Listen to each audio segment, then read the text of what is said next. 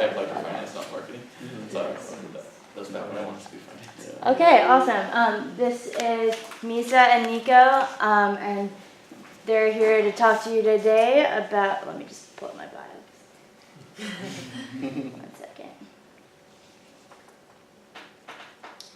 So they originally started a food truck company and then realized that they wanted to be able to get feedback from their customers and started a business called Praiseworthy, and it's pretty recent, it's only a couple years old, right? And it's doing really well, and we're really lucky to have them here today to talk. First time having 2 speakers this semester, so that's going to be really awesome. If we can welcome them to class. Thank you for coming. Thanks everyone so much for having us here today. It's really an honor to be speaking with all of you.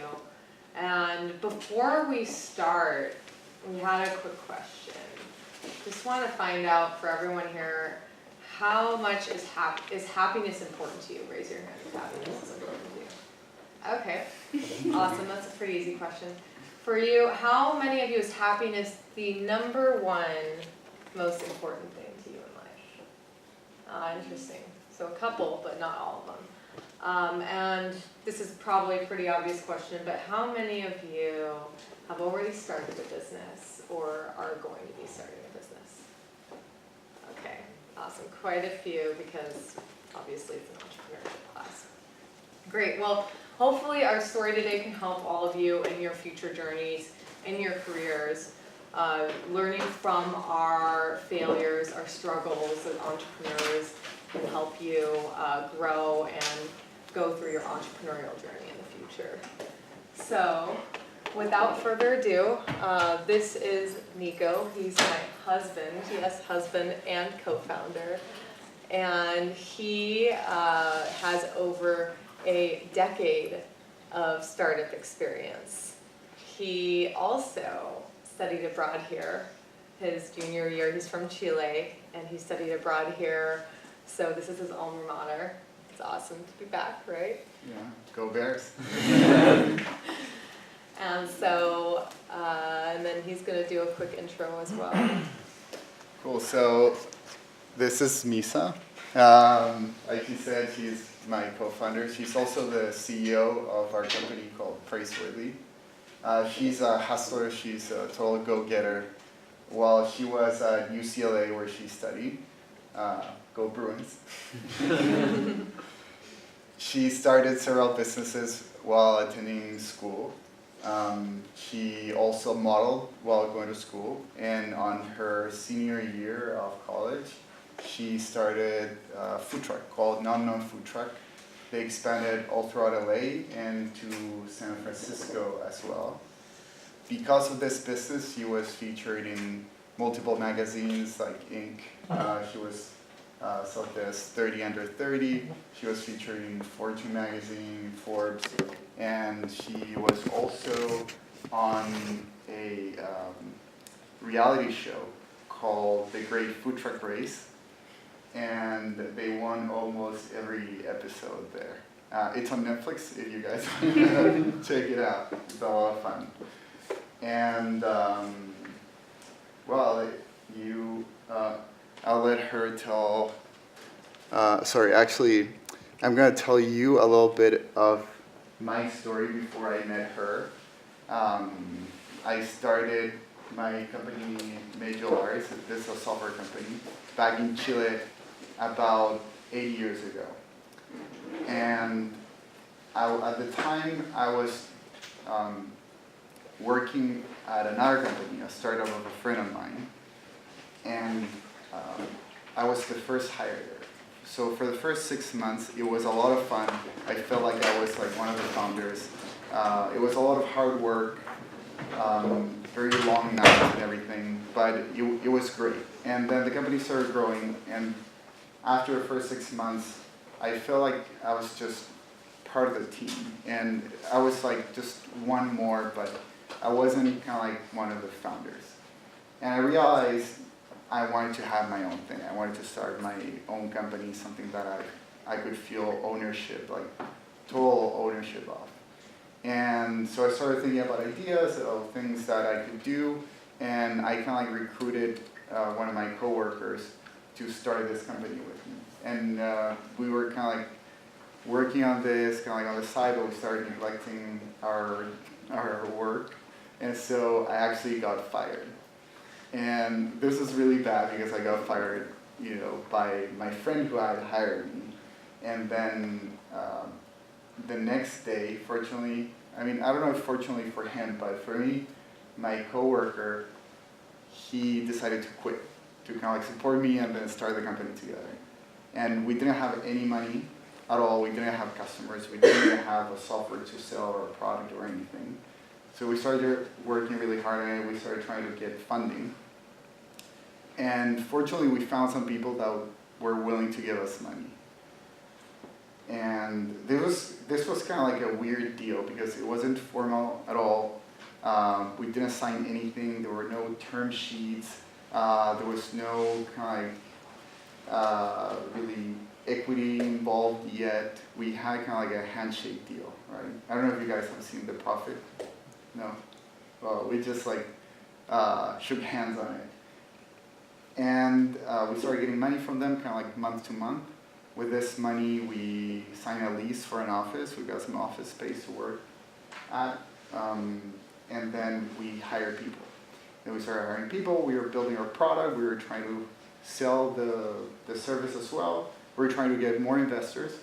And after about 3 months, these investors that were giving us money, they decided that they didn't want to give us any more money.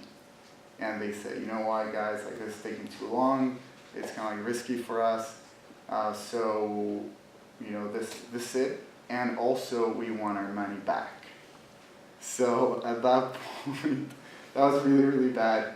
At that point, we had to fire everyone. We had to break the lease, which was like a huge headache too. I had to move back with my mom. And it was like a pretty grim situation for both of us. My co-founder was married and he had 2 kids. I don't know how he did that. But in the end, we managed to get jobs. And for about a year, we worked our jobs, our day jobs, while at the same time, at night and weekends, we would work on our company. For lunch, we would schedule potential client meetings, sales meetings, so we would leave the office for lunch and go to meetings with clients until we got enough clients so we could pay ourselves a salary and hire ourselves to work in the company. So after a year of doing this, we went back to working in our company. We're happy, very happy about that. We started building a team with the money that we were making. But at that point, kind of like we started seeing things differently, and we had a falling out. So then we got in a fight with my co-founder, and we ended up breaking up. And that was very painful. It was very hard for the company too. It ended up with lawsuits. It was very, very bad. But in the end, my co-founder left.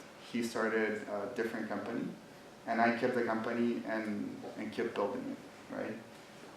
And the company was doing pretty well, but I still felt that I needed something more, that I wasn't really like completely happy. And I started looking for other things to do and maybe expanding the company here. I really liked it here. I was living back in Chile.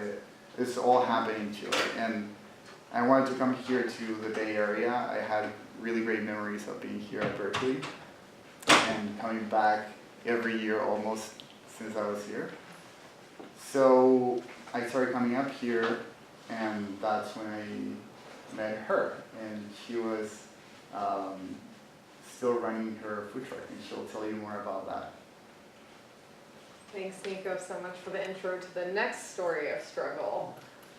So out of UCLA, I always knew through trial and error that I wanted to be an entrepreneur.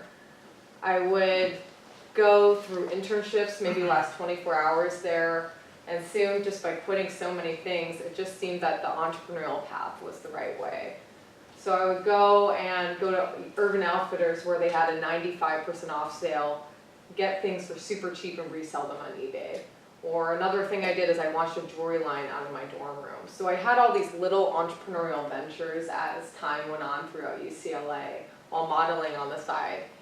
And I just knew that upon graduation, I wanted to start something big. I didn't know what it was, but I knew that there would be something there.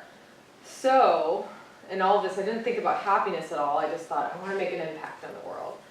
And out of graduation, 2 of my friends from the Half Asian Club went up to me and said, hey, we're launching a nouveau food truck. It was one of the first food trucks of a different cuisine. Do you want to jump on board? And I said, whatever, yeah, sure. I mean, I'm not doing anything else. Let's jump right into it. And at the time, it seemed like a really good idea. There was no other Vietnamese sandwiches available in the area. Right, even before launching, since there were no other nouveau food trucks, we had over 5,000 Twitter followers. We ran out of food within an hour of launching. So things just kept snowballing. It kept going up, up, up. And from the outside, it looked like we were just freaking crushing it. Like, we were killing it. People would go up to me, and friends would say on Facebook or in person, they'd say, you guys are doing amazing. We got featured in Forbes, Fortune, New York Times, any major press outlet, they had gone to us to feature us. And it looked like we were just doing amazing. On top of that, we got a reality TV show on the Food Network. So people saw 50, 100-person lines with our truck. They were just like, wow, you guys are doing amazing. But on the inside, I felt like an imposter. And the reason for this is that, does anyone know how much of a profit margin food makes? Anyone here? Anyone know the average profit margin? It's extremely small because Yes. it's an inferior good. It is 5%. 5% is a good profit margin for food. So anyone here who's thinking about getting a food, come talk to me. Because it's a tough business. We weren't even making a profit. So on the outside, it looked like we were killing it. On the inside, I felt like an imposter. And that just kept building up over time. My unhappiness with the business, the stress of the business, the food truck breaking down the highways, the propane tank almost blowing up, things like that kept me up at night. We didn't have a weekend off for 3.5 years. Our biggest shifts were on the weekends, and Mondays would be our sales day when I would book catering. So it was a really tough business. And after 3.5 years of this, I soon had a falling out with my business partner. Stress just built up too much. Our relationship was beyond repair. And on top of that, since we were living the day-to-day so much and not thinking about the future of the company, we did not have a shareholders agreement. We were a 50-50 partnership, and we didn't have a shareholders agreement in place, which is like a prenup before you get married. So that when we broke up, we didn't have a way to evaluate the business, to sell it to her, or for her to sell it to me. We found a third party who wanted to buy it. We couldn't agree on the valuation there. So we just had to close the business. 3.5 years of hard work, sweat, grit, blood, all my savings went down the drain. So it was a really tough time to handle it. And I'll throw out all of that on top of that. I hadn't enjoyed the journey. I hadn't enjoyed the entrepreneurial journey. I was really unhappy with myself throughout that whole process. And so at that time, I was in a really dark hole. It was really, really tough to get back up again. But luckily, I have an amazing partner, and he kind of helped build this amazing additional company out of the ashes of Nom Nom, of the struggles that I had at Nom Nom, to build a software that would help future business owners. And Nico will tell you a little bit more about Praiseworthy and what we've built together over the last few years out of getting back up and trying again as a serial entrepreneur. Thank you very much, Masa, for sharing that. I know it's really hard to talk about those things, and it's still very recent as well. So while Masa was running her food truck, she was constantly logging on to Yelp to check out the reviews and see what had happened in the different shifts and in the different places that they would serve. But it was very hard for her to actually take the feedback and do something about it with the business and actually act on the feedback. So we came up with this idea where customers could review the individual person that they worked with while interacting with a business, so that then that feedback could be used by the person that they worked with to improve the service, and by the business owners or the managers to improve the operations overall. So we had this idea, and we talked to a few people about it. A lot of people didn't believe in the idea. It wasn't as polished as it might be today. Of course, we didn't have any clients, there was no software or anything. So we got some kind of like negative feedback. They were like, how are you going to get people to review people? How are like the employees going to agree to this, blah, blah, blah, and like tons of issues. So I wanted to prove them wrong.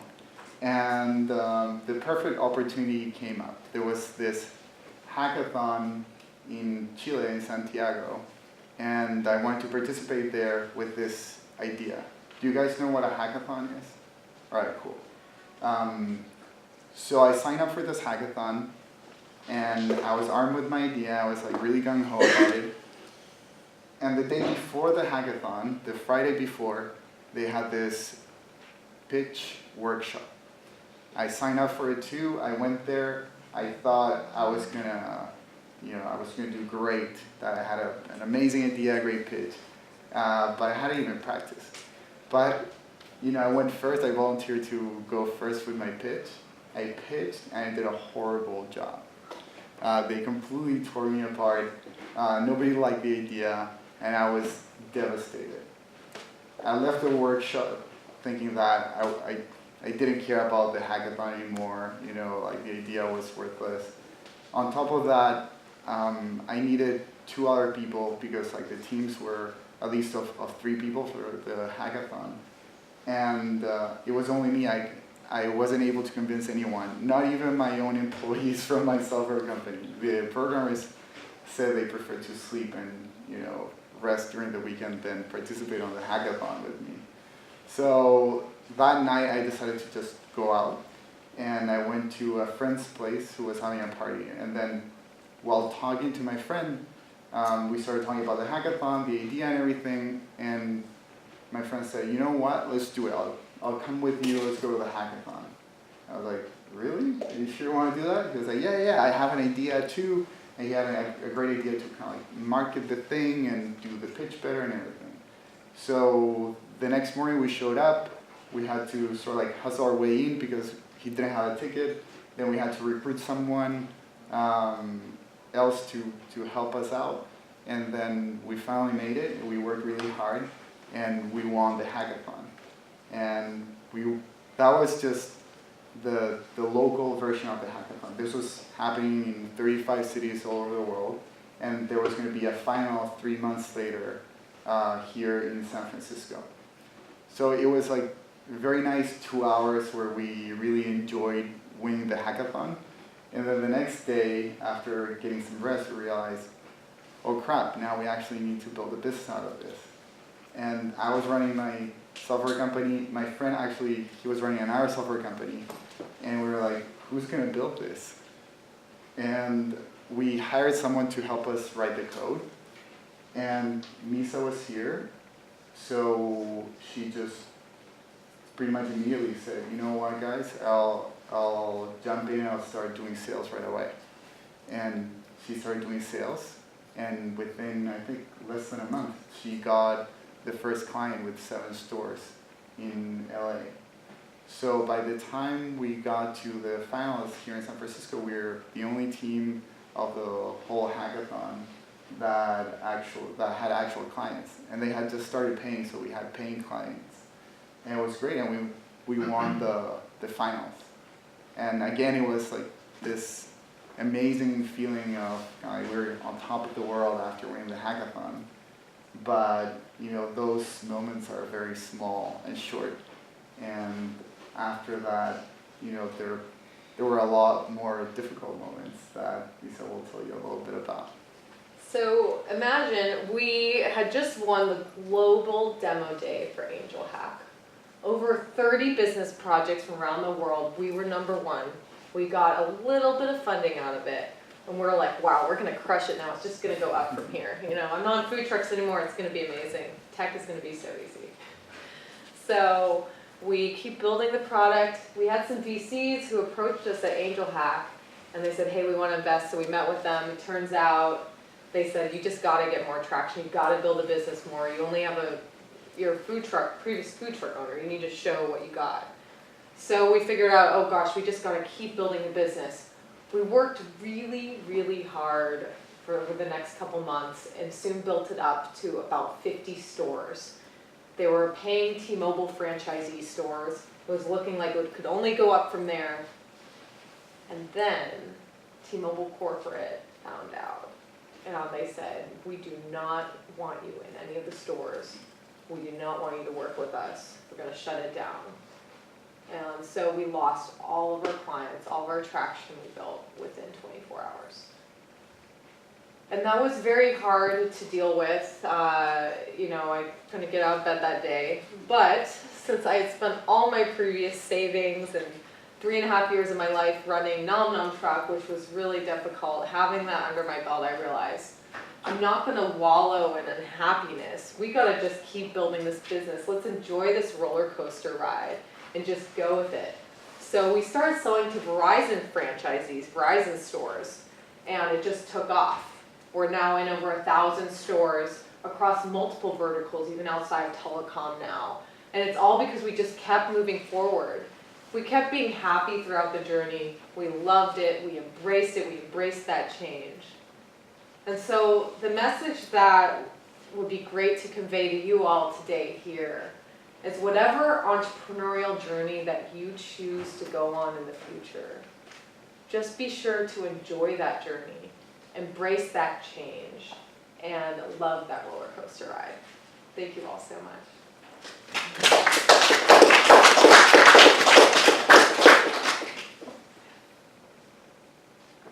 Do you guys have any questions? I'm just, off the top of my head, I'm curious, why the mobile store clients? Is there a draw to T-Mobile, Verizon? So it just happened, so the way that our product works is we text the person after they leave the doors to individually review who they worked with. Mm-hmm. So it just, when we posted up that business idea, I had a friend who had some stores, and so they naturally volunteered. So we just began in that vertical, but it's used across multiple retail verticals and even outside of retail now as well. Question for Nico. I was wondering what your first startup company did, Medullaris. Are you familiar with click to call? What it is?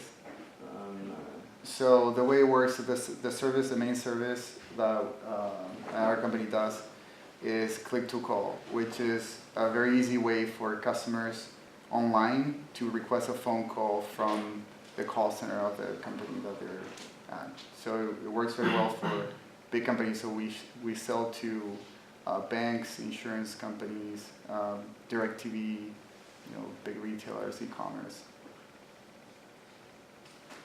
Why did you choose to put Praiseworthy in a hackathon competition versus other sources of publicity or funding? We just wanted to try out kind of like very low risk the idea. Mm-hmm. So in my head, I just wanted to show that it would work just by having some validation. Somebody saying like, yeah, you made second place, third place, whatever, like, in my head, I wasn't really thinking that I would start a whole company off of it. That kind of sort of like forcefully happened afterwards. But yeah, I just wanted to try the concept quickly. Do you think that's a good place for new startups to start, is in hackathons, just to sort of get that validation and notoriety? I think it's sort of like a double-edged sword, because if you're like truly convinced that you can build this thing, just go ahead and build it, And I think that if you go to a hackathon and you don't win, you might think that your idea is dumb or not worth it, when in fact it might be amazing and you might do a great job if you put your all behind it. And but if you win, though, you might get funding or something. But also, you need to be kind of like strategic about a hackathon. In our case, I knew sort of like the structure of the hackathon, and I knew more or less what the judges would be judging. So we kind of like structured our pitch and our prototype and everything towards kind of like trying to win the hackathon more than, you know, trying to build the base or the foundation of a business. This question's for Misa, but when you came and joined as a salesperson for Praiseworthy, what was the status of the platform itself? Was it like fully functional or? It was pretty bad. We were having people be individually reviewed by QR codes. I don't know if you guys even know. I don't know if they're still around, but it's like where you go up and you scan a code with your phone. So we have people's pictures, and then you had to scan it was really rudimentary, really hard to sell. But you have to get that first client, and I would actually be driving down to LA on a regular basis, sleeping on my friend's or my sister's couch, living, you know, out of my car, just to get that beta client going and talk to the employees every day and learn more about them. So you have to, the first year is pretty rough for sure. Did you guys happen to put together like a business plan or do a feasibility analysis at all before you started, or was this just like off the cuff and you did it? Yeah, it's just, no, we did not put together a business plan at all. Yeah, we just launched. For Nom Nom we did, yeah, but it was, we did not, I mean, we did not have the right numbers in place for sure. Are you looking to keep extending vertical as much as you can before like going into other company stores and stuff, like besides phone services? Oh, we're already outside of telecom. So what other places? So everywhere from we're with an appliance repair dealer to multiple different types of retail verticals. That's kind of where it's at right now. We're just getting into beta with different software sales companies as well. It's called individual feedback management. So anywhere where they need to know about that one-on-one interaction between two people to get that feedback, that's what it specializes in. How did you guys develop the tech for Praiseworthy? Was that like in-house CTO, or did you guys get funding from the hackathon and then outsource? So initially it was kind of like a mix between a few people. My co-founder, my friend that went to the hackathon with me and me, and then we hired some people to work on the code mostly, and then afterwards we actually took it in-house and just started doing the development in-house. So these people were kind of like external developers first, and then we took it in-house. Are they expensive, external developers? It depends on kind of like where you get them. So that's kind of like another hack that we had initially. So we hired the developers in Chile, and salaries in Chile are way, way lower than here. And so it's a lot more affordable. But then it's a lot harder to do development when you're working with someone remotely. So. Do you guys think you might like start new ventures, or maybe mostly just stick with this one, like in the future? For now, I think we want to stick with Praiseworthy. For me personally, one of the hardest things I found kind of like in life to figure out is to figure out kind of like how to be happy with what you do every day. And with Praiseworthy, we put a lot of effort into that. And I feel like I'm very happy doing what I do. So I don't want to give that up. And with my other company, I could have retired like many years ago. So it's not for the money at this point, you know. I have one more question. How did your attitude change? Like how did you become happier doing this in the food truck? One aspect is actually a lot of things that I learned from Nico. There was a lot of negative reinforcement when we were in Nom Nom Truck. Between my business partner and me, between our employees, we never focused on the positive. And so actually, with our new company and our company culture, the entire company's platform is actually built on positive reinforcement. Over 95% of the feedback that comes in is positive.